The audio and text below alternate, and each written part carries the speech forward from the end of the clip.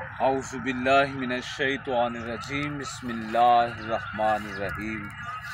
حضور نبی کریم صلی اللہ علیہ وآلہ وسلم کا فرمان علی شان ہے کہ تم آپس میں بھائی بھائی ہو۔ نبی پاک صلی اللہ علیہ وسلم فرمایا مسلمان آپس میں بھائی بھائی ہیں اور آپس میں رحم دل ہیں، محبت کرنے والے ہیں، اور فرمایا کافروں پر سخت ہیں۔